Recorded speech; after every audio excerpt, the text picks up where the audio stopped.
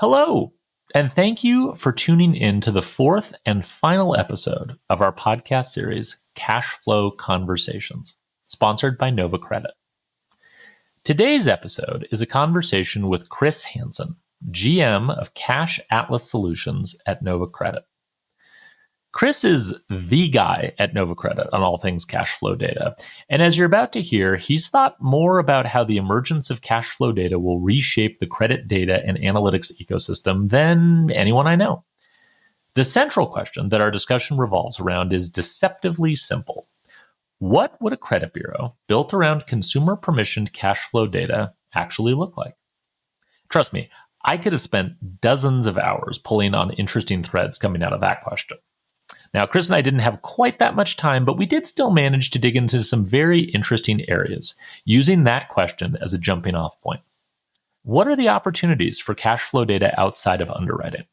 How does the consumer permissioning step complicate lenders' processes? How does it empower borrowers?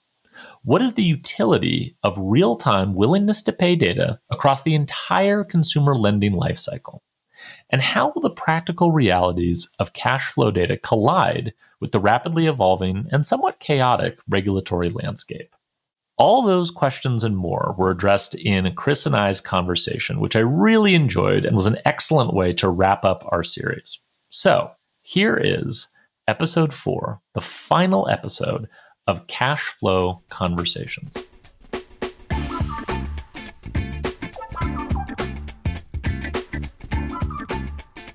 Okay, Chris, thanks for hopping on the podcast. Thanks, Alex. Good to be chatting with you. Good to dig in on cash flow data as always. How are you?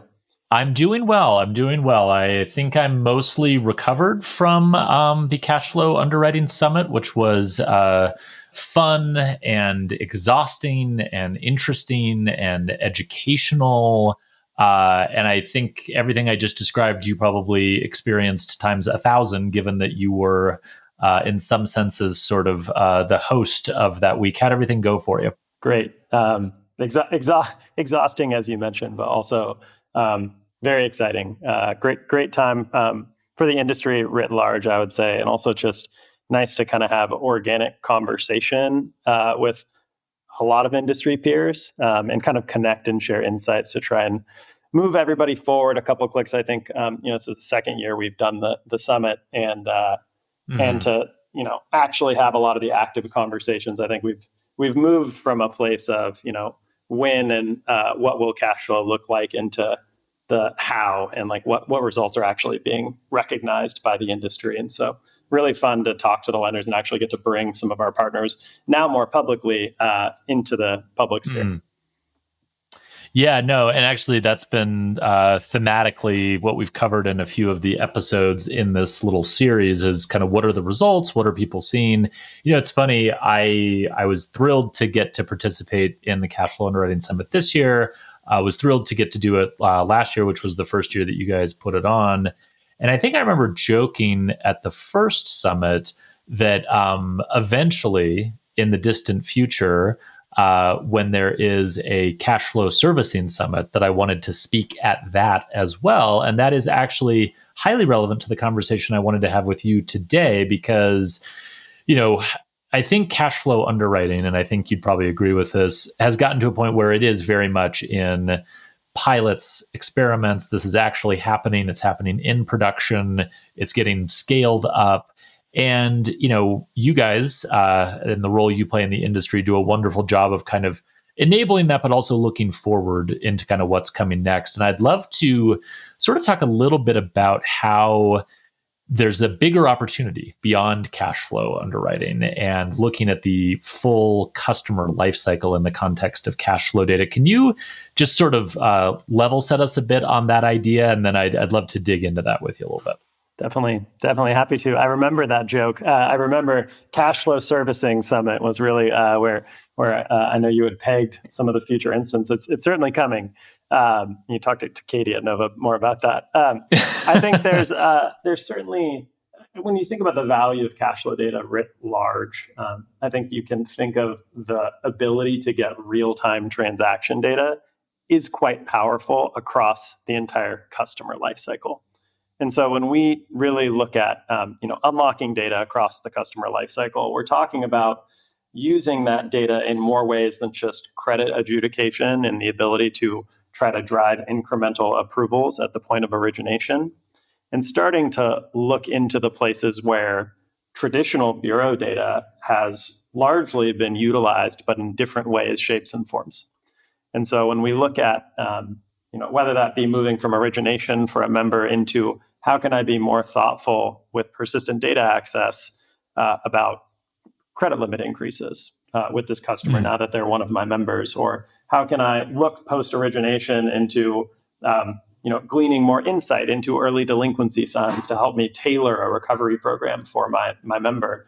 And even top of funnel, we had some of our big affiliate platform partners on stage at our summit talking about leveraging that type of data even further up funnel, just targeting the acquisition more deliberately when it comes to actually making an offer and an extension for some kind of credit product. And so we look at this just beyond underwriting as a point in time and starting to think beyond just swap in, swap out. How can I use live real-time data, which is orthogonal to credit bureau data, and use that in a more powerful way?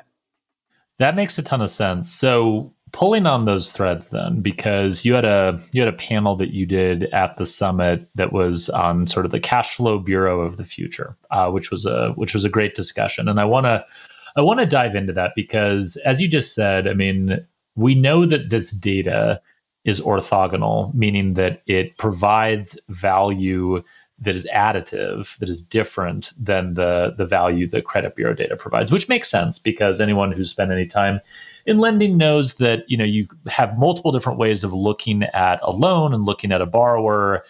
Traditionally, kind of classic credit bureau data evaluates things from more of a willingness to pay lens.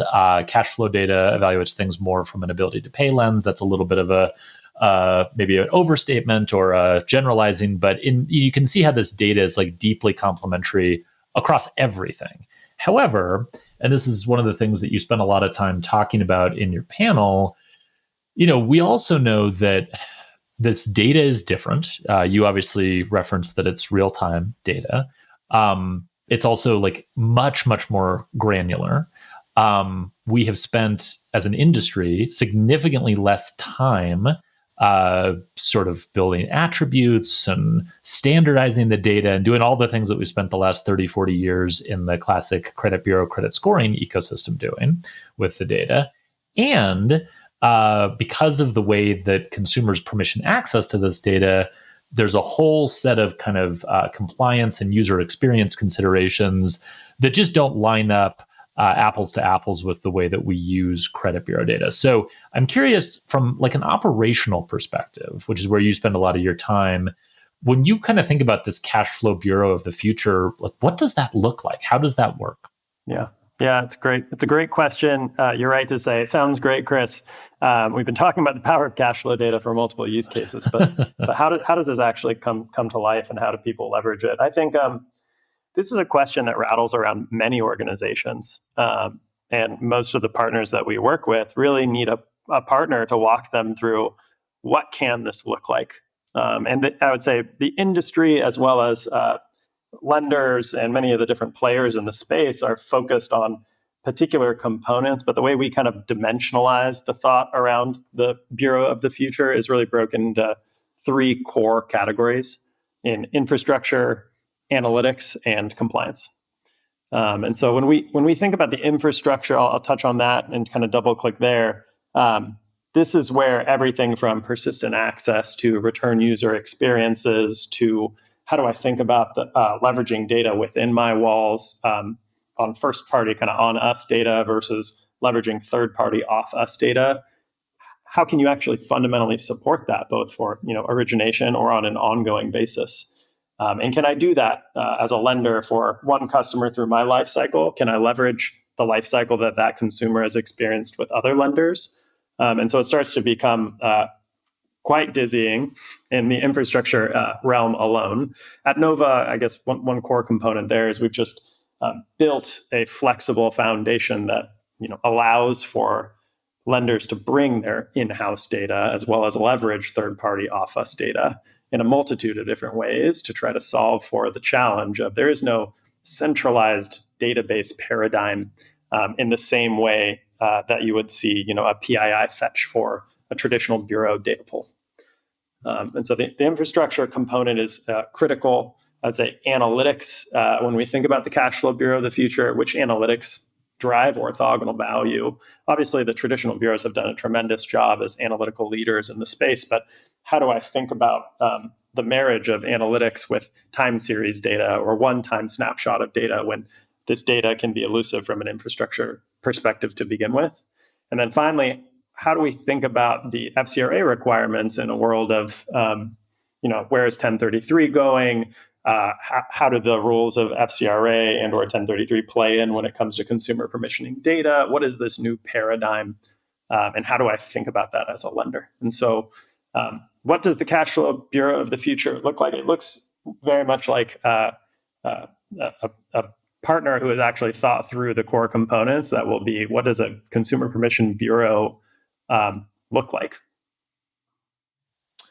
Absolutely. And I mean, we're going to get into all of those components because I am deeply interested in pulling this question apart. And the first one I want to dig into a little bit is persistent access, which is something you mentioned in your answer there. It's also something you talked about at the Cash Flow Underwriting Summit as something that Nova spent a lot of time on.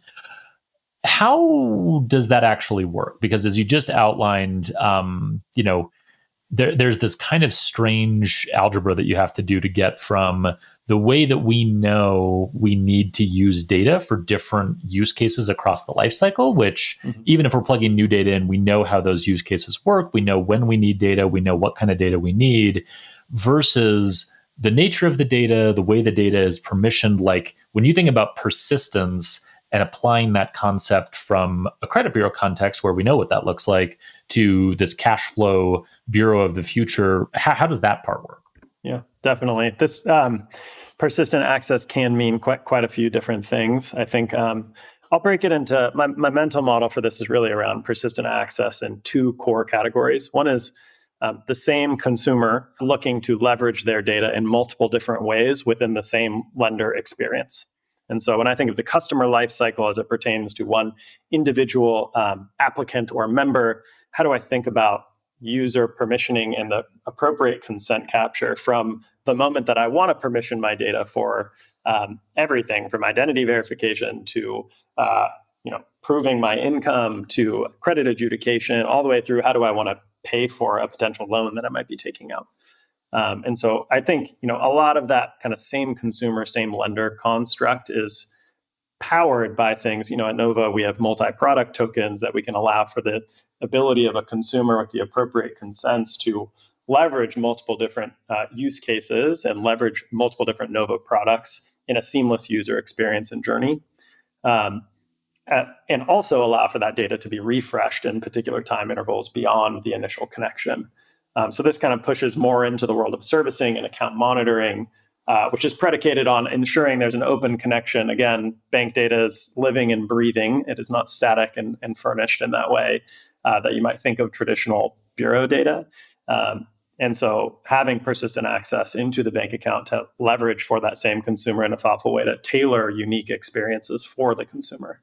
And the second way I would think about persistent access, or I'll touch on a different bucket, is one that has a lot of, this is being discussed very publicly and very privately amongst the industry, is leveraging the same consumer's data across different lenders within a network.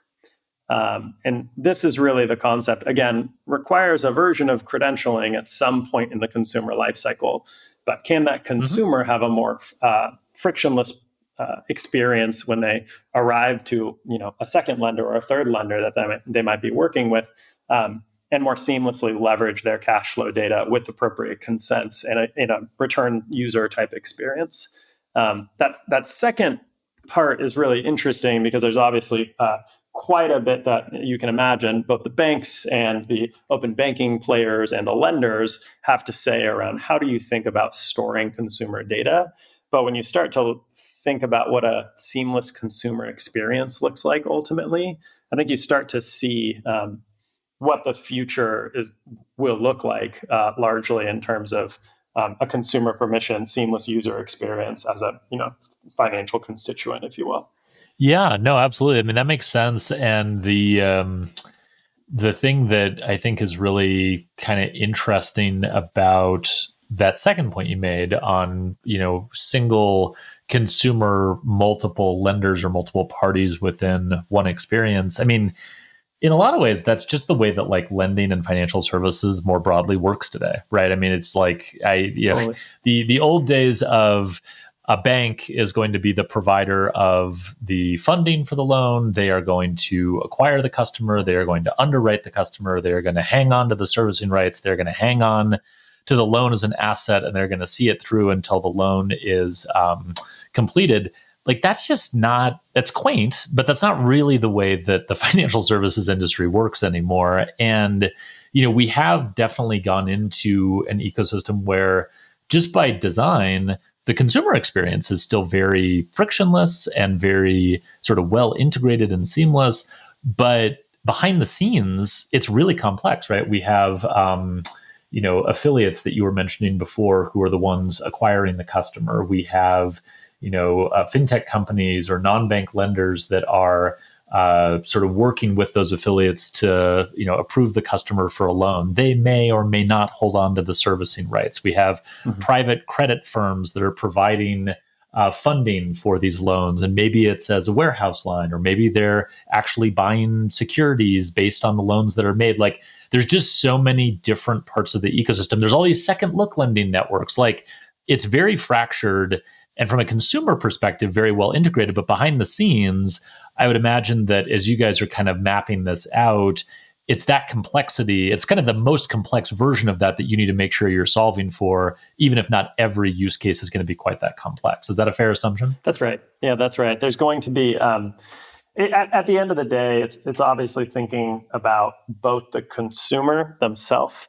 and what's the right architecture across the industry that will drive this future forward. And that's an important distinguishment. I mean, obviously, you see kind of what's going on in the industry right now when it comes to accessing transaction data seamlessly for particular use cases. Certain use cases being more scrutinized than others. But I think more broadly, when we zoom out, it's really what infrastructure needs to exist to enable a seamless consumer journey. And we do believe that ultimately will be like the product-led decision that leads the industry and actually becomes the foundation of kind of what the new world of data access looks like. Largely to the point you made, financial services just looks quite different than it did years ago. And the adoption curve is, already came and went in terms of consumers, willingness to share data for very clear benefit for them.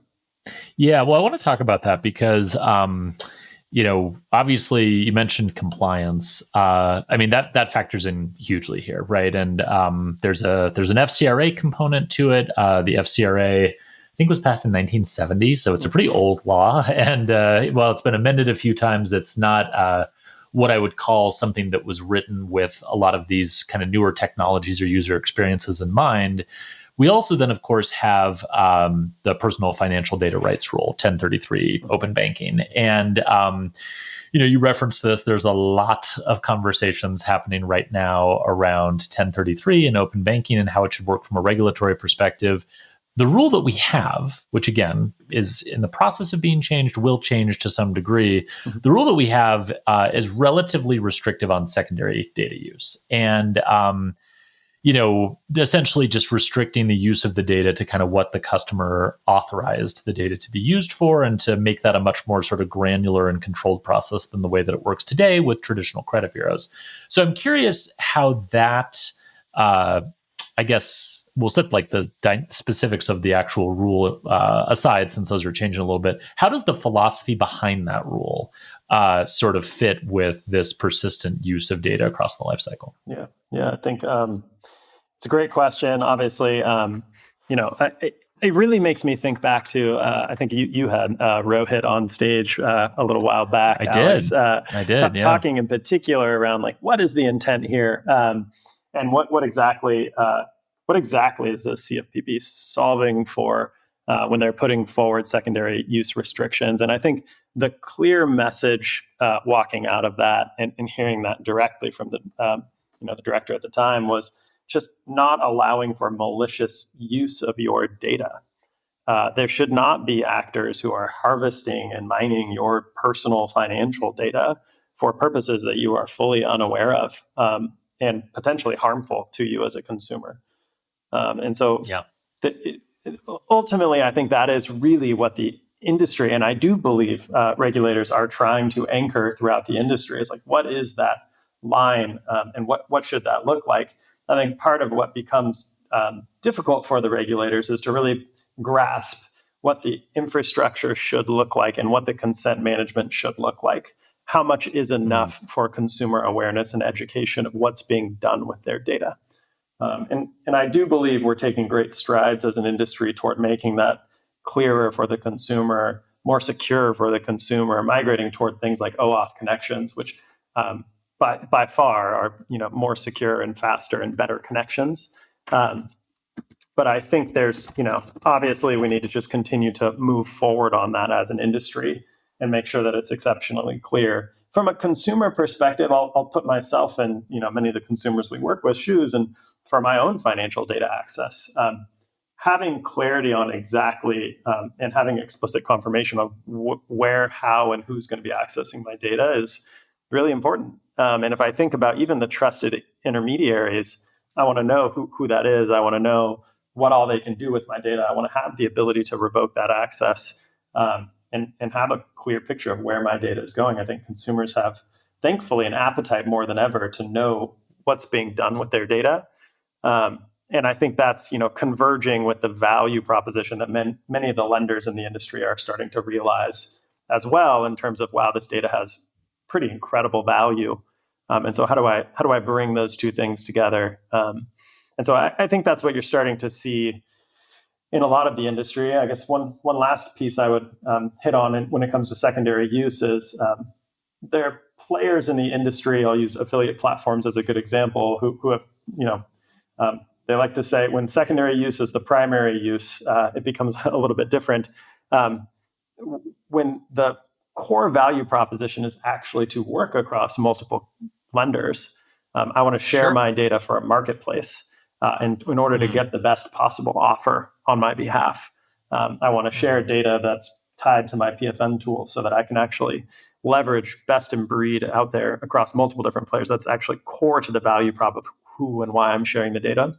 I think those use cases start to push into the technicality of the secondary use language, and in practicality become very consumer friendly and actually acting on behalf of the consumer. So I think so long as the consumer stays as the focal point of what exactly the bureaus of the future and also regulators are solving for, I feel optimistic that we find the right usage of data to help purport new products, services, platforms on behalf of the consumer.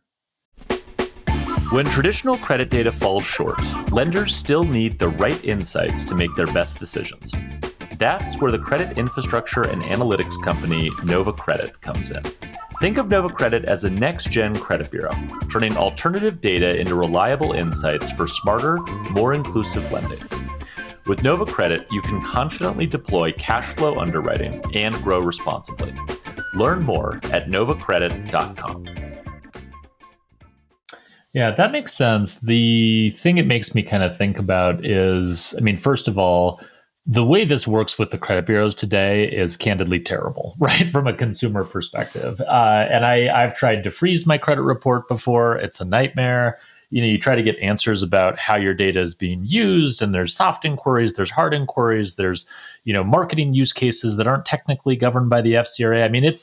It's a nightmare of sort of interpretive legal distinctions behind business decisions that don't always, as a consumer, make me super happy. And so I do think, just as a level set, the fact that anything that's not that and that puts the consumer more at the center is going to be better than that by definition. So I think that's just in terms of, like, if we think about where this is going to go and kind of how regulators are going to sort of think about this, the fact that you have this point of comparison to the way that it works in the traditional credit bureau space, I think really does matter. The other thing that I was kind of thinking about on this question, and you referenced my interview with Rohit Chopra at Money 2020 last year. It's kind of funny because I think that sometimes from a consumer advocacy perspective, there's this weird distinction between what the consumer advocate sort of says, which is like, well, it's the customer's choice. They can choose to do what they want, versus sometimes what might be in their head personally, but what they think the right choice for the consumer to make is, and it makes me kind of think about that a little bit in this case, because, to your point about secondary use or secondary uses being primary uses, I think the core philosophy behind the Chopra era work on this rule and the rule they put out was exactly as you said, which is we don't want malicious actors using the data for things the consumer did not authorize. The sort of interpretive way that I've always kind of thought about that era of the CFPB thinking about it is, if we give consumers control, they will not authorize a set of things that are, maybe not in their interest or that we don't think are in their interest. But that kind of gets to like the core thing about consumer permission data is the consumer gets to make that determination. That's right. And like the consumer gets to decide, they get to decide what's valuable. They get to decide how to use their data. The nice thing about the way this infrastructure works is they can pull back permission. That's really easy. They have like granular visibility into it, a lot of control, but they get to make that determination. So based on that idea, and if we sort of kind of maybe follow the practical line a little further, as you described it, what are some patterns that you're already starting to see as lenders like incorporate this data across the life cycle? Yeah, I think I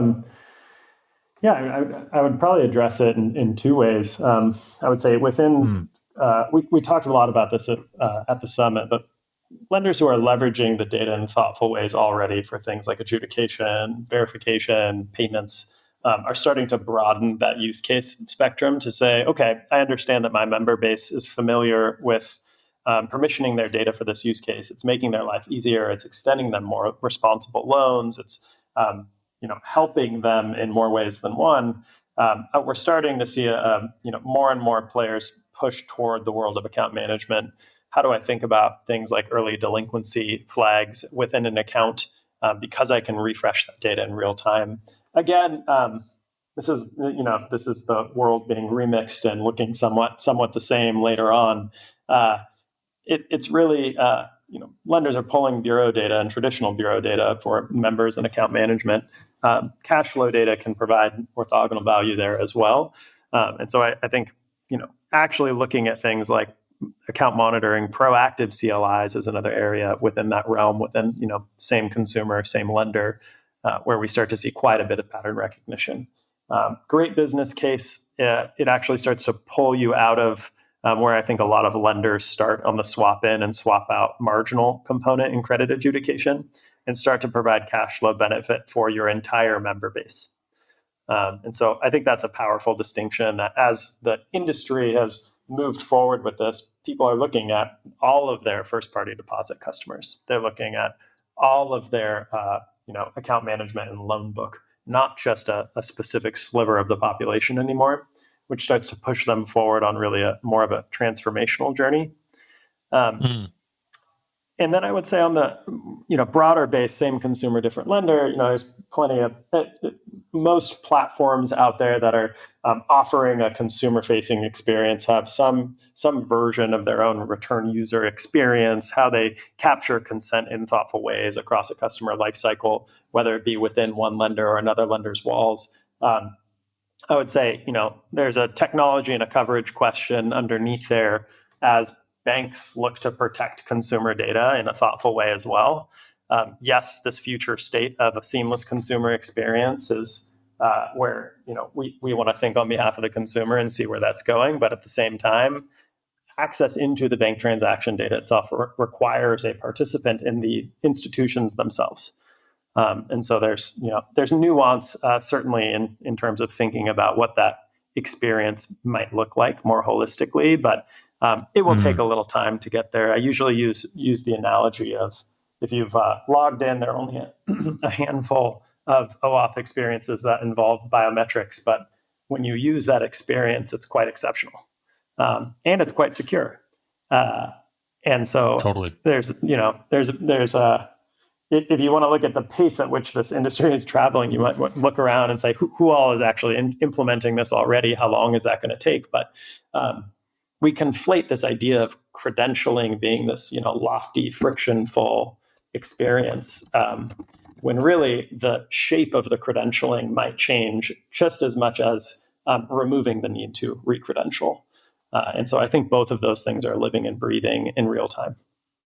Yeah, it's a great point, right? I mean, it's kind of, you take that idea and sort of stretch it out over the next, 5-10 years. I mean, it's not hard to envision a world in which the credentials that I've created with permission for different activities are larger, more dynamic, maybe even more rule driven in a sense, but like I as a consumer am empowered to basically kind of almost like freeze a set of instructions around this is what I want my data to be doing for me, and to give that to parties that I think can execute that for me and have it act in a somewhat intelligent manner without me having to constantly revisit it or to update it or to reauthorize it. So like on the one hand, you can imagine that. You can also imagine, as you're just articulating, all of the credential coverage stuff getting just a million times better, right? And we're kind of at an interesting point right now in terms of the way that banks and data aggregators and other providers in the ecosystem are thinking about how that system should work. But like, assuming we can get good alignment there, and it does feel like we're inching closer to that,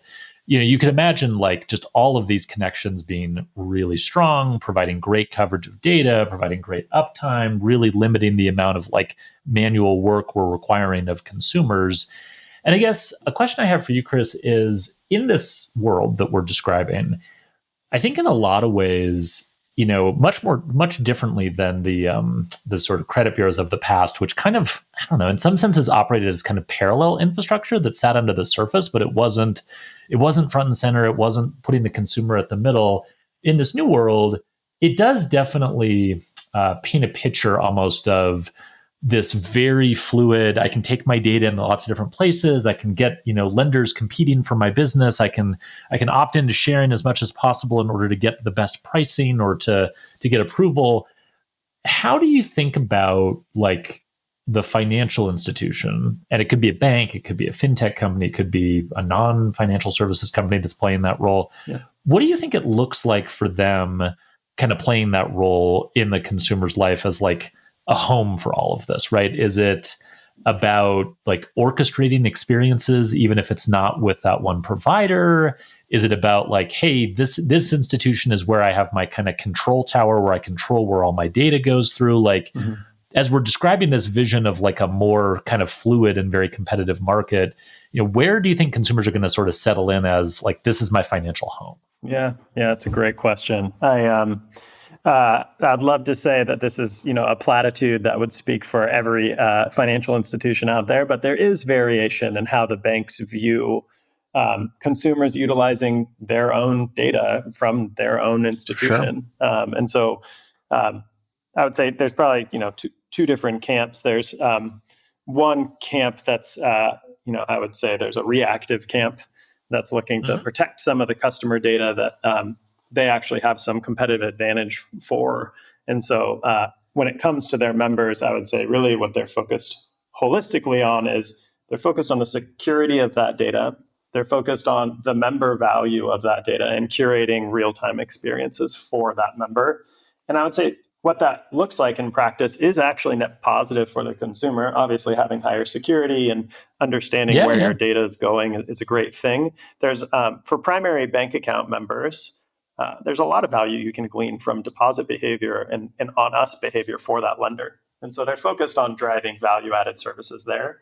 There is an overwhelming amount of lenders who are looking at how do I think of consumers' financial profile with me as a one-to-many, and how do I think about capturing their holistic identity? And this is where I think there might be a little bit of difference, and again, probably conflation between how you think of a deposit member within your institution versus how you think of a loan member within your institution. Sure. And your financial relationships and how your transaction data is diversified can look quite different depending on those two things. And so I do think ultimately there's, a progressive wave of understanding a full financial picture for an applicant. Everybody wants that. Every lender and every deposit holder wants to understand, Chris's data across the entire spectrum. The question is, how can they do that in a secure way, and how can they do that while minimizing friction and without sharing too much competitive intelligence with the industry? That last point is quite important. We talked a little bit about this on stage, Alex. I know you and I have talked about this, but at the crux of some of open banking in general, and part of the reason this reaches regulatory heights, is there is this component of enabling a fundamental paradigm shift of the ability for consumer data to be visible across the multiple different providers in the industry and across multiple different lenders, in which traditionally has been seen as competitive advantage within the walls of one financial institution. So an evolving answer there for you, but I think more generally, a lot of people do think, how do I think about the member experience, whether they're a primary member or not? Yeah, that makes sense. Well, we know that the members want this, right? So like at the end of the day, I think that a lot of this is going to ultimately be downstream of, hey, figure out a way to do it safely, figure out a way to do it in a way that meets all my other sort of criteria that I have, but like, we're going to do this. And this is what I want as an experience. And I wanted to circle back just real quick on the account management front a little bit, because as I joked about at the beginning, I'm obsessed with cash flow servicing. But the reason that I am in a lot of ways is I kind of think that to a degree, well, the last 10, 20, 30 years of lending, consumer lending, has really been defined by people who are really sharp on the acquisition side or really sharp on the underwriting side. To a degree, I think that those are becoming slightly more commoditized or more difficult to carve out a competitive advantage in. And there's a million reasons for that. Obviously we know a bunch of these great affiliate sites that work with consumers, but like, that changes the acquisition game in a pretty significant way and kind of, levels the playing field from an acquisition perspective. Underwriting, like what you guys are building, what a lot of other providers have built, like there's so many great analytic tools that it's really not like 1994 when Capital One was just running circles around everyone else. And it makes me kind of think that towards the back end of the experience is where, more differentiation might come over time, right? Where it's like, hey, just I'll pick on like auto lending as the example. Like we got this customer. I sometimes joke that like auto lending is like a vision of the future of all consumer lending, because it's like we got this customer through an indirect channel. We had to compete on price. We had to move really fast. Yep. They didn't really choose us. Even if we're like a credit union, technically they became a member, but they're not really a member. Now we have them.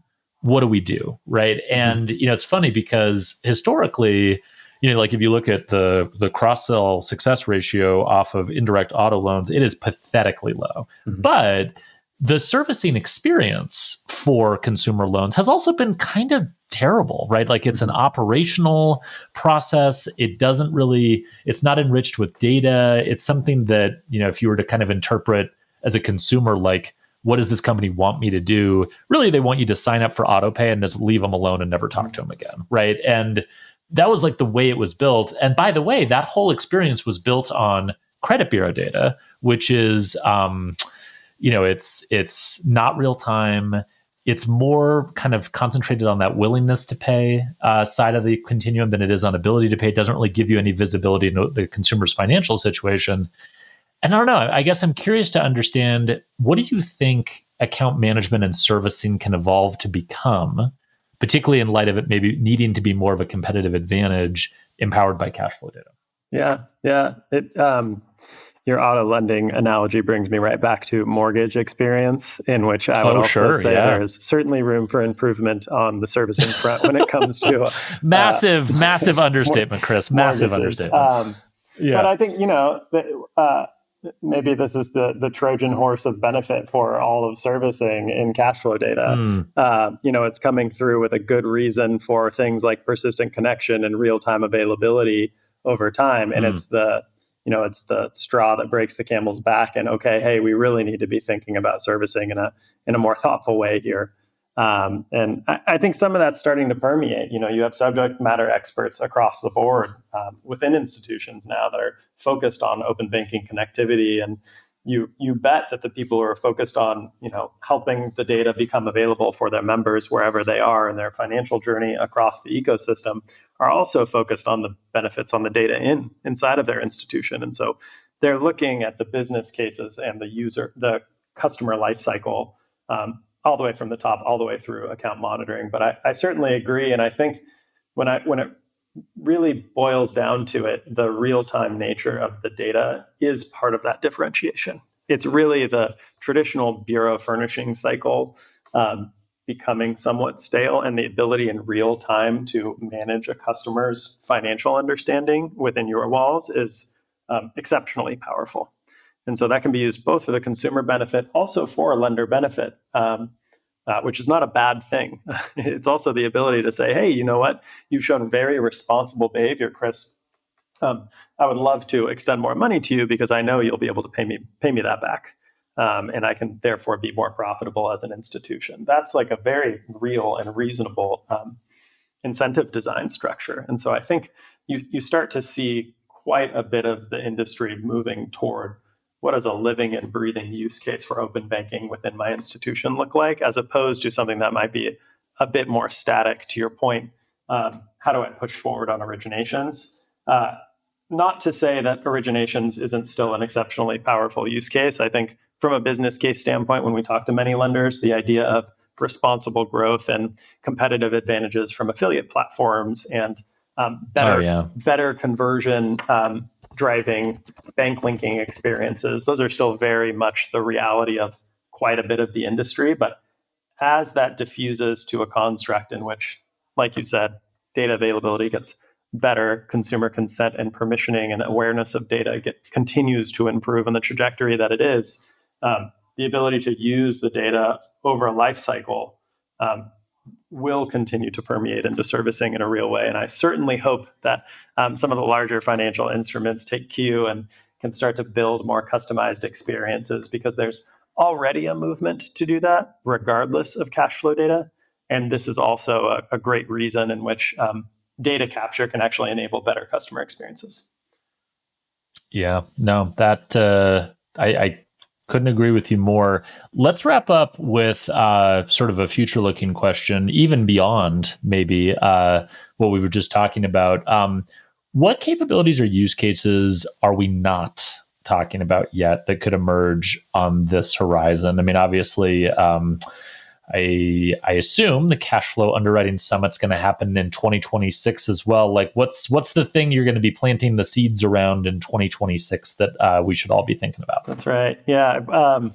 I'd love to give you a ton of the roadmap here, but I'm going to have to hold out on you until our summit next year. But there's certainly a lot. I mean, when you look at, we've talked a lot about where the puck is going, and there's plenty of work to be done across the industry to continue to enable that. But I think when you think about the dynamic nature of the data itself and the user experience itself, that will push forward. And in particular, when you think of, core areas of things like credit and identity, those are certainly areas that this is just inherently intertwined into. It's very difficult to think about your portable financial identity without the identity components of that as well. Totally. And like the traditional components of that. So I think you'll start to see a lot of that in the industry as a whole when we start to think about what does a consumer financial profile look like. Much, much more to come, both on the analytics and infrastructure standpoint. And we'll see on the compliance front where we net out a year from now. Yeah, it's I probably can't ask more than a week out what's going to happen on the compliance front, but certainly a year is too far. But no, it makes sense. And I will say, to your point about the identity conversation, I mean, we've been talking about credit bureaus and all the roles they play. Credit header data is pretty important for identity and for fraud and for other areas. So I think that's definitely a good one to flag. Chris, as always, I could extend this by another 3 hours, but I don't have you for that amount of time. So I will let you go. Really appreciate, first of all, getting to attend the Cash Flow Underwriting Summit this year and being able to speak. Truly might be my favorite event. Don't tell the other events, but it might be my favorite. And you and the team do an amazing job. And thank you for joining me on this podcast as well. Of course, Alex. Excited. Happy to do it. Happy to push the industry forward, and looking forward to our next chat. Awesome. Thanks so much for listening. This episode was brought to you by Nova Credit. They're a credit infrastructure and analytics company and a CRA, helping businesses grow responsibly with alternative credit data. Confidently deploy cash flow underwriting with Nova Credit's proven platform. Learn more at novacredit.com.